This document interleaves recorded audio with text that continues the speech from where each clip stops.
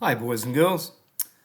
Well, we're in lockdown time, away from school once again, and ordering our lives and walking and eating and keeping in contact with each other and all those things that are part of the lockdown life. This morning, I want to read to you a story. It's called Growing Good by Bernard Ashley and Ann Wilson. I was thinking about this story because the Bible reading for Sunday has this phrase about being born again. And what it kind of means is when a person, or in this case of growing good, when a community comes to life again. So it's not like it's dead, but it's kind of flat or undervalued or whatever, and it comes to life. So, anyway, growing good.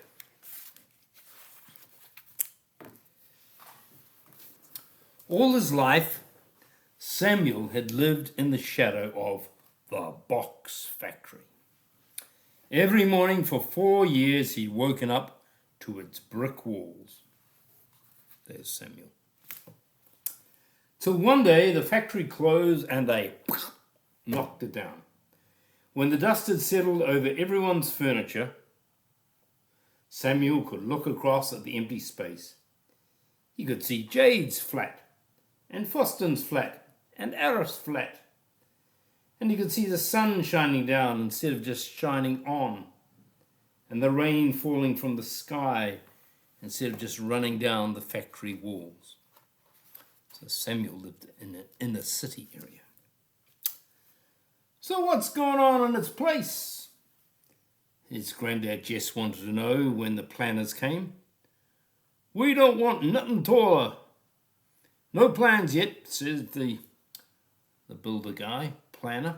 We'll see what the people want, he was told.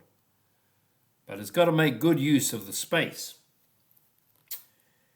But Samuel enjoyed having the space with nothing on it. It was a football pitch one day and a cycle track the next. It was a firework display in a fairground, and then it was just a space again.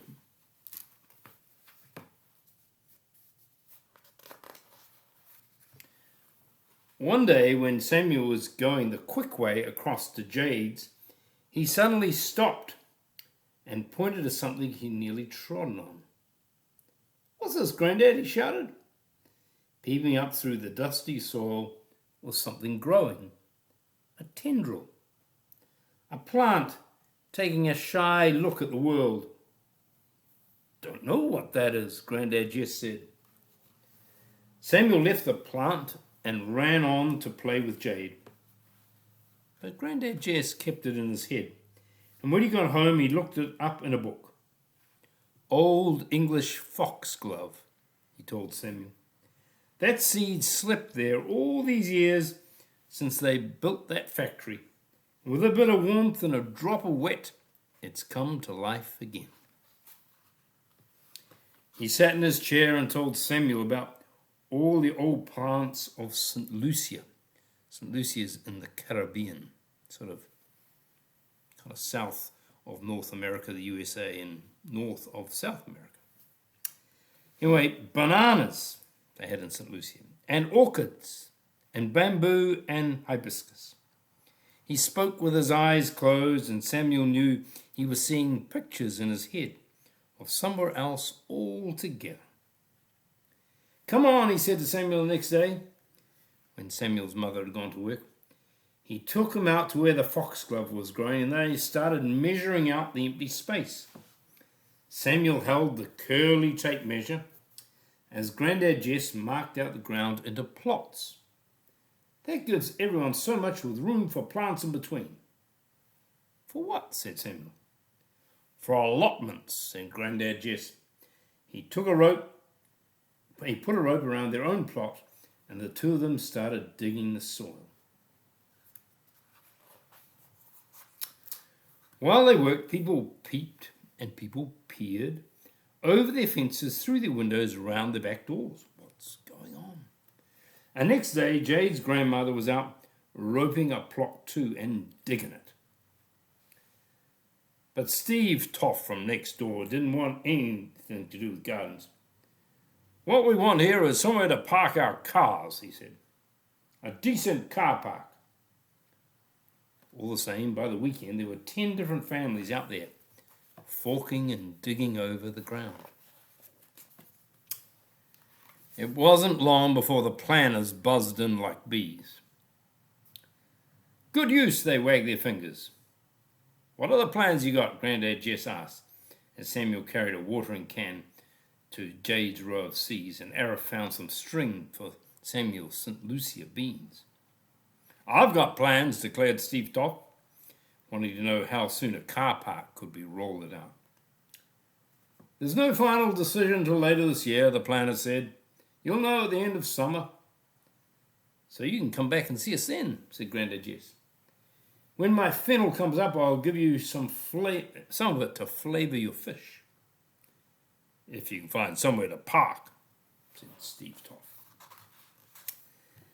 But week by week, people dug plots, more plots.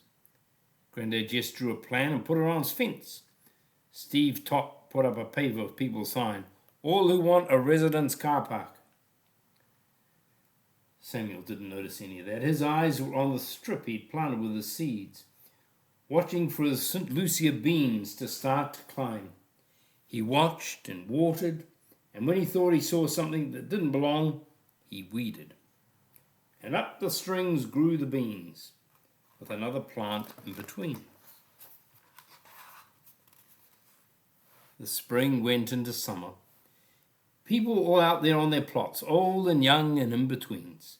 There was laughing and music and pronging of forks and lifting of spades. Steve's trot still went around the houses with his paper. When people weren't keen, he told them how cars could get scratched in the road, after which some of them signed.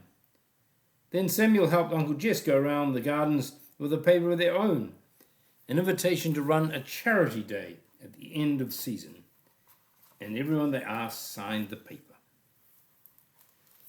Meanwhile, plants started to grow all ways too, helped by words of encouragement from the gardeners. And those plants must have understood, because when the summer sunshine gave off its true warmth and the rain fell soft, the plants began to flourish. Onion and okra and sorrel and spinach and rhubarb and raspberry and lilac and lilies, potatoes, pumpkin and poppies. Different leaves, different flowers, different colours, different uses, some for eating, some for seeing, some for smelling. The planners came on Charity Day. They looked at the old factory site covered in green leaves and bright blooms and succulent fruits and pods. They looked at the growers in their colourful clothes as bright as the plants, and at the jazz band swinging up and down the paths between the plots. They put their heads together and huddled and shook them and nodded. Then they called Steve Toff over and Grandad Jess. Well, this looks like a good use to us, they said, and what people want. What do you say, Mr. Toff? Steve Toff hadn't got many names on his paper.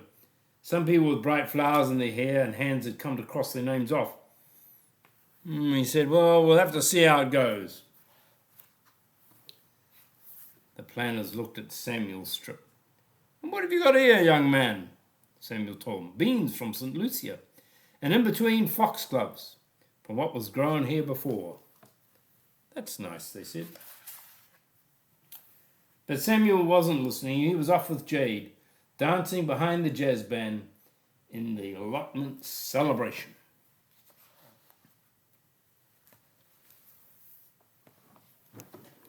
You like that story? An old factory pulled down a wasteland, and out of that wasteland came not only lovely green things, but a community coming together. Our resources, particularly our common resources at best, can be like that. Can be places that can bring community together, and community can come to life rather than being shut off in little rooms all over the place. And of course, growing things and giving things away and eating things is all part of the magic that makes for a strong and vibrant community. Have a great week. hopefully we'll be in person soon. See ya.